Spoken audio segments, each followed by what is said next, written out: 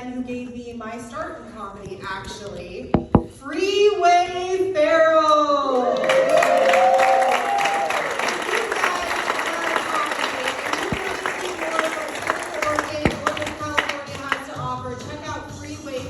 California, which has all of the local Southern Oregon comedy happenings listed. All right, give it up, give it up, give it up! How you guys doing tonight? Let's hear it.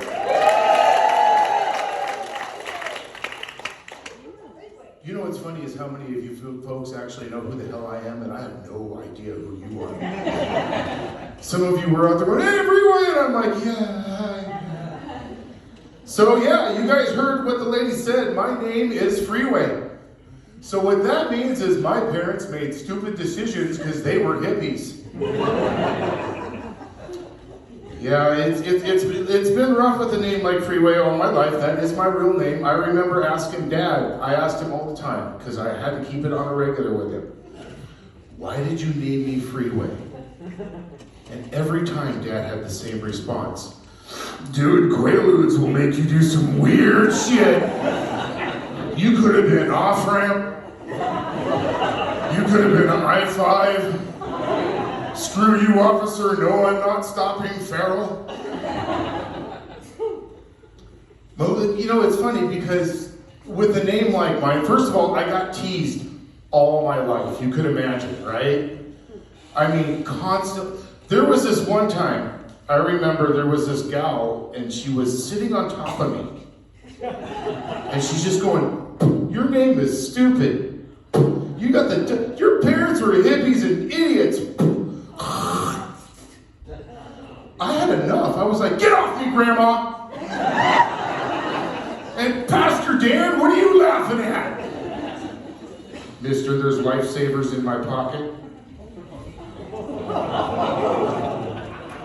You know, it's funny because generationally, different people handle my name differently. Let me give you some ideas of what I'm talking about. Gen Z is always the same. How do you spell your name? Let me help you there, youngster. P-H-E-A-W-H-E-Y. There you go. Okay. Millennials are always the same too. You can call yourself whatever you want. Gen X, my generation, they always say, "I don't care what you call yourself. Be anything you want." And then there's boomers. Yeah, huh? You know. Boomers are easy. I say, "My name is Freeway," and they look at me and go, "I'm not calling you that. You're Todd. From here on out, that's it, Todd." I've always had an unusual name. I'm used to it. Guys, I'll give you guys a little bit of history about myself. Well, let's start with this. Does anyone here ever watch foreign television at all? Woo! What do you watch? Korean? I was expecting Ice Road Truckers. There's a whole lot of culture here in Southern Oregon. Yeah, well, you know, I was on a German reality show. Anyone here watch German television? Das TV? We have ways of making you watch. I was on a German reality show. I was on it for half a season. I got kicked off mid-season. Yeah, isn't that terrible? Didn't that suck? Isn't that unfair? All right? Did not make it to the second season of The Human Centipede. What? The chili on set was delicious. I'm a stoner, so you gotta kind of get the guy in the front to smoke the weed. "Hey, come on, man, let's go outside." Well, I'm sorry.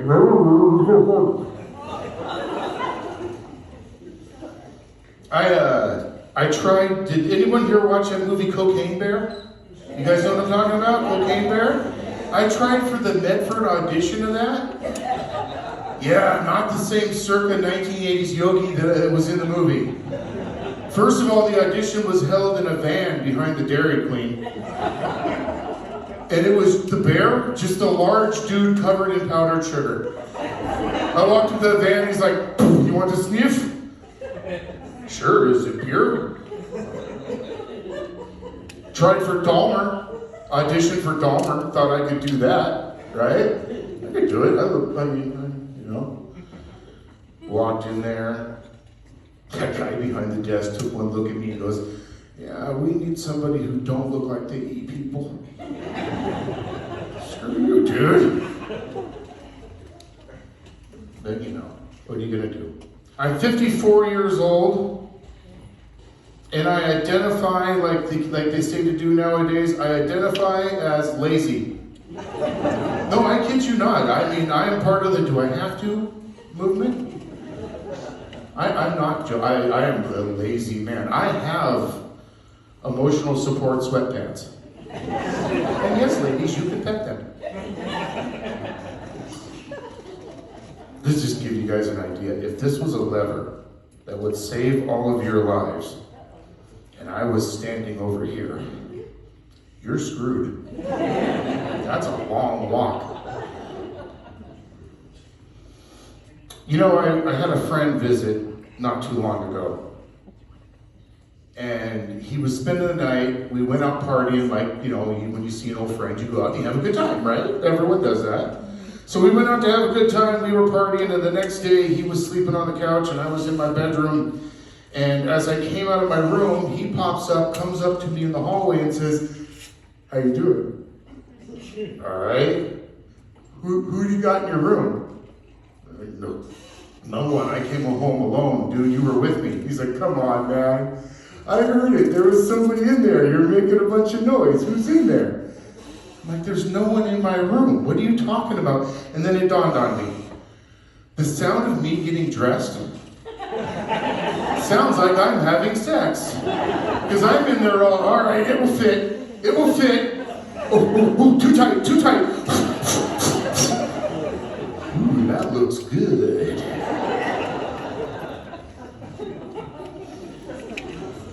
You get older, right? What are you going to do? I used to tell this story or this joke a little differently. I used to say, if you buy a tracksuit, you've officially given up. And then I went to a swimming party at a friend's house, and I had nothing to wear afterwards. So he said, well, I got a tracksuit.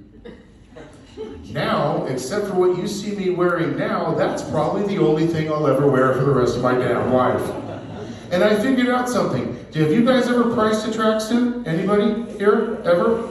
They're expensive. They are expensive. And you want to know why? I figured out why. Because the tracksuit people figured out, this is your last outfit. You're going to buy this, and this is going to be your daily get up and do stuff. Go to work, right? Go to dinner with your family, funerals, weddings, potentially a napkin or toilet paper. They charge a lot. They're like, this guy's gonna die in this. Charge him $150 for it. But it's true. Anyone here on the dating app sites? Any of you guys on those sites? No, right? Huh? They're terrible. They're terrible. I joined Tinder. My Tinder don't work well. I get two people. Every time, the same two people. It's some 97-year-old woman who's like, no, dude, I'm sorry. And I get myself. And you want to know what's really pathetic about getting yourself on Tinder? I consider it. I look at myself and I think, well, hi there. You look kind of slutty. I bet you'll do anything. And then I realized, nah, you look cheap. I was doing the dating apps. I tried all the dating apps. I tried one dating app, and this gal invited me over to her house. She said, grab a couple of things before you come over. I was like, great. So I grabbed the stuff. I went over to her house. She was in the shower when I got there. So I moseyed on in, kicked off my shoes, my pants. I was sitting there on the couch waiting for her, and she came out of the shower. I was like, here it goes. and she freaked out. She started screaming at me, yelling at me, and I'm like, all right, fine. I left the DoorDash and took off.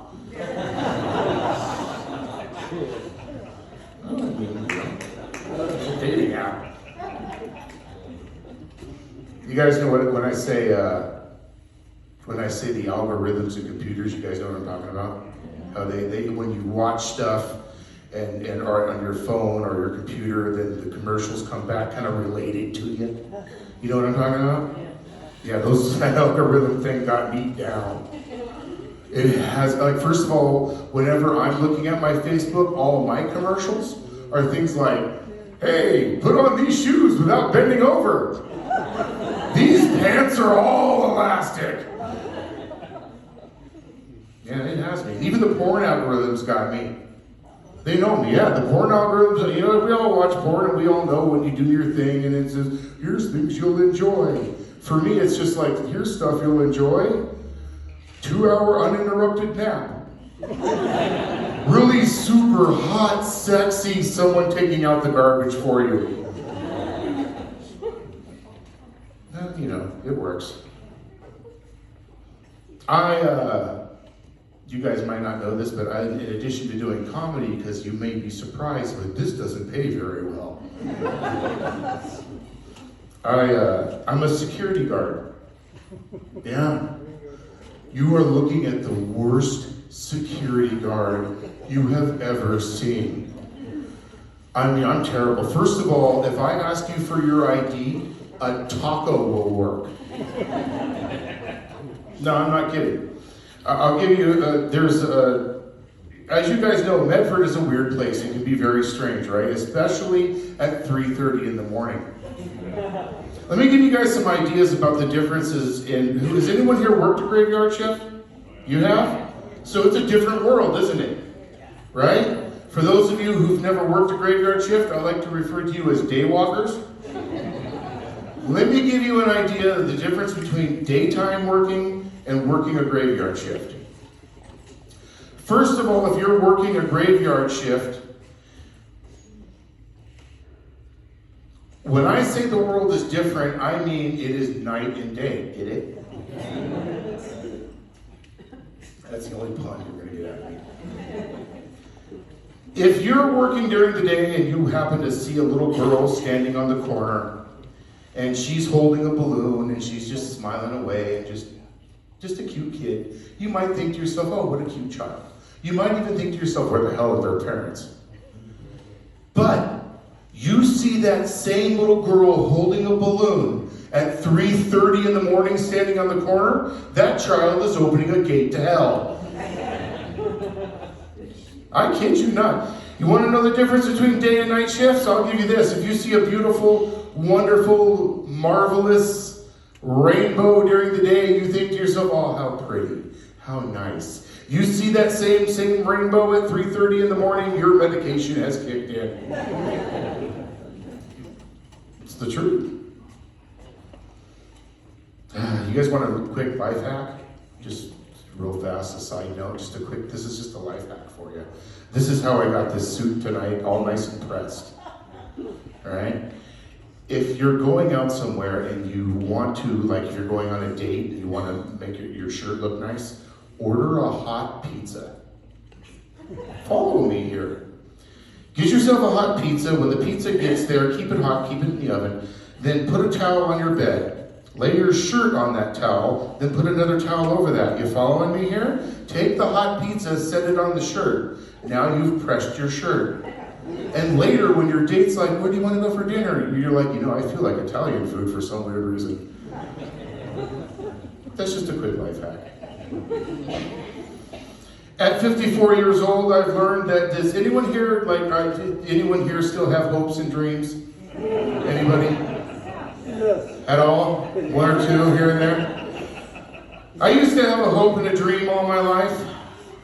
Now it's reduced down to one simple thing. One harmless little dream, one little hope. I want to, just once, I want to cough without farting. And I'm a stoner. Put the math together. right? Wouldn't you? Who out here has kids? I heard people out here say, oh, you got kids? You got kids? Everybody? No, there are some people out here who are still lucky. Give me somebody with a kid. Anyone with a kid? Who has a kid? You have a kid? Yeah. Okay. That one? Oh, this is going to be really fun. I'm going to ask you some questions real quick. I want to get your judgment on kids. First of all, I don't like kids. Can't stand little boogers. That means you. To me, kids are good for two things. Getting a date, oh look, I got a kid. Or making shoes. I mean, okay, here's what I don't like about kids. They always want something. Can I have a glass of water? I'm hungry. I want a new toy. Unlock the cage. Can I sit in the house with you? I'm tired of eating dog food. I buy the good stuff. But, yeah, okay, so let me ask you a couple questions. First of all, have you ever taught your kid to play Dodge Car? Has she ever taught you to play Dodge Car? It's an easy game. You need a fast kid, a busy road, and you might want a cookie if they do well. Okay. If they don't do well, you won't need the cookie. All right, isn't that terrible? Isn't that horrible? Let me ask you this. When your son there was younger and he would scream from the other room in danger or something bad happened, did you come running? Were you super mom? Of course. You were there, right? You were there. What's wrong, right?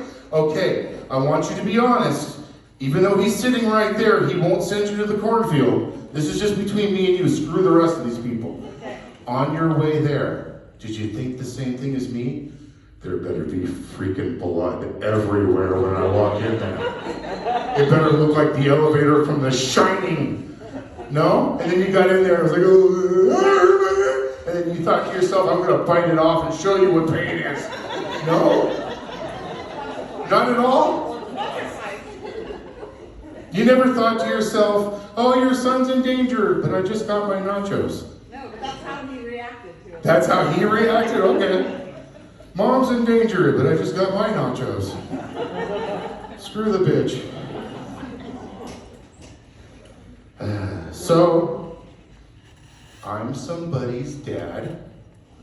Yeah, right? For those of you without kids, here's some advice for you. If you're going to bet the devil, learn to play the banjo. I am somebody's father. I have a 16-year-old son. He is 6'7", 172 pounds, and that makes him sort of dangerous. He's a large kid. I spend a lot of time going, go to bed! Clean up your room. He also, for being a large child, tested as a genius. Now I know parents always say, oh, my kid's really smart. And then they walk in the room and their underwear's on their head. But this kid is legitimately a genius. Like, he has that high grade level of intelligence that scares the hell. I gotta know where the cat is at all times. When he got into chemistry, I mean, okay, he's like, all right, well, the cat's fine. Just don't, feed it after midnight and get it wet. And before I tell you a lot of horror stories about him, I gotta tell you, he gives me crap all of the time.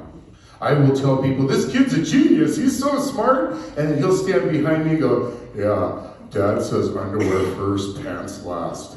And that works. He's a good kid. He's super smart. He's super intelligent. Let me start with this. Let me ask you, have you ever owed your kid money? Yeah. You have. He's looking, yeah, she has.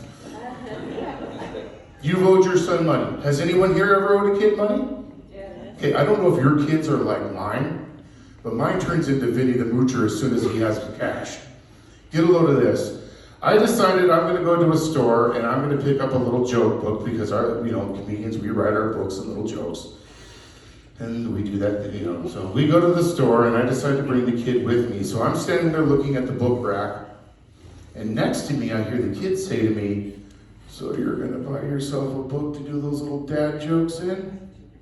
Uh-oh, he's going to make fun of me. So I figure I better grab a book, grab the kid, and get the hell out of here. So I grab a book, I grab the kid, I go up to the counter, I rush up there, I set the book down, and I hear the kid say, "Yeah, the big guy will take the pink Care Bears."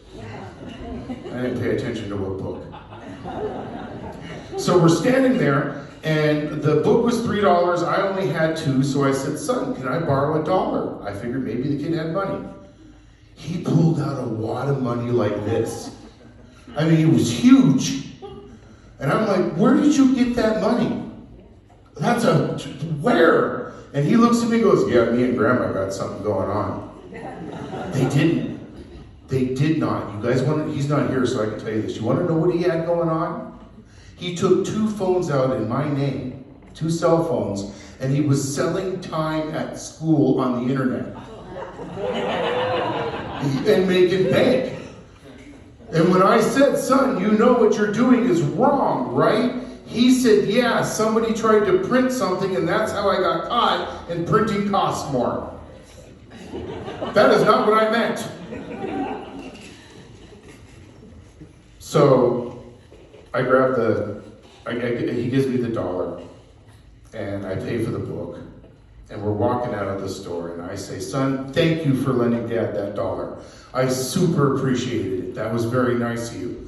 And he says, "Dad, I'm always there for you. Whenever you need money, whenever you need anything, I'm there.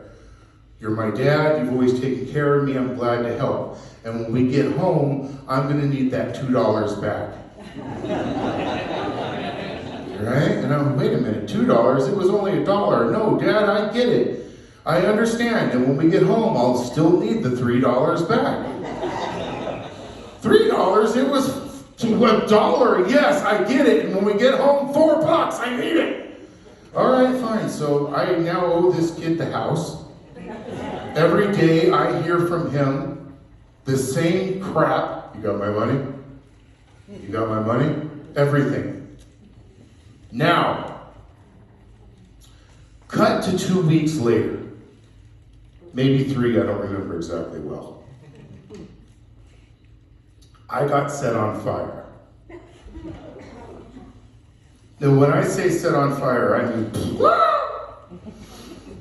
and what happened was I got a new job. I was celebrating the new job. I told my son, "Go in the house and get a poker for Dad," because every man has a special poker. And we poked the fire away. Thank God he wasn't there. He ran into the house. I heard something hissing in the fire, so I leaned over and looked in. There was an explosion. My neighbor said he thought, "Oh, yeah, that's why your kid did something again." I don't remember much. I remember a flash of light, and I was on fire. Like, we're talking head to toe flames, like you see in the movies. And 3 things went through my mind when I was on fire. Naturally, the first thing I thought was, "This sucks."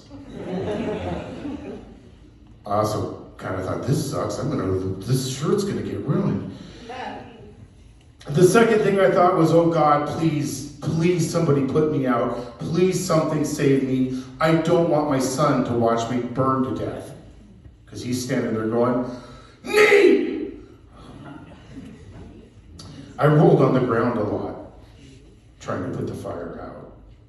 And I was leaving trails of fire as I did this. And my son later said, "Well, yeah, fat does that." So, as I was on fire, my last thought was the most unusual of thoughts. Because as I was burning and hurting and losing the good clothes I wanted to save, and I couldn't see much but flames, the only real good thought that went through my head was, "Something smells delicious." What is that? So, I need a recipe. I smell pork. What's funny is later I tried some of myself. That's another story. Anyway, so I rolled on the ground. I had a trough, and I used this trough to put myself out because I had goats. So I put myself out, and I was laying there on the ground, steaming, and just glad that I wasn't burning anymore. And as I did that, my son is standing there, and I'm laying there, and all of a sudden it got warm again. Like weird warm. Not the same as a fire. And then I open my eyes, and there's my son. And I say, "Son, what are you doing?" And he says, "You were smoldering." And then he leaned into me and says, "You got my money?" All right, folks, I'm almost out of here, but you guys want to hear one more quick story about this kid? Yeah. Just one quick little story about him?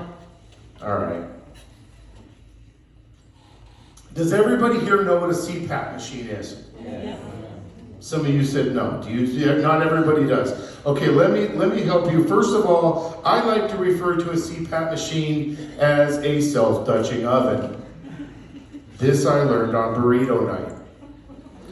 Let me explain to you. What a CPAP machine does is it's a little machine that you put on your face at night when you're sleeping to keep yourself alive, because some of us have bodies who say, "When you go to sleep, I'm going to kill us. You have made stupid decisions." So we got to wear a mask, and what that does is it takes the air in the room and it runs it through the room, or it runs it through the machine, and it goes up a long tube and it goes into a mask on your face. So this way you can stay alive all night, and it puts oxygen into you. Also not the sexiest thing to end the night with. "Hey baby, you want to get it on?" Because everything with a CPAP mask sounds perverted. "I want to go to the bathroom. You know what I feel like tomorrow night? Chinese food." See what I mean? So I'm laying in bed. And you know when you're laying in bed and you're sound asleep, but you get that weird feeling somebody's in the room with you? You know what I'm talking about? You get what I mean? I swear there's somebody in the room with me. My eyes pop open. There's my son standing next to the bed. And I kid you not, he's standing there. He has his pants around his ankles. And he has the devil's onion ring pressed against my CPAP machine. And I say, "Hey son, I say, "Hey son, what you doing?" And my son says, "Just hanging out. Just chilling." With your tube sock pressed against my CPAP machine at 3:30 in the morning? Yeah, I just wanted to see how you were. I thought I'd, visit you. "Son, don't do it. I'll kill you."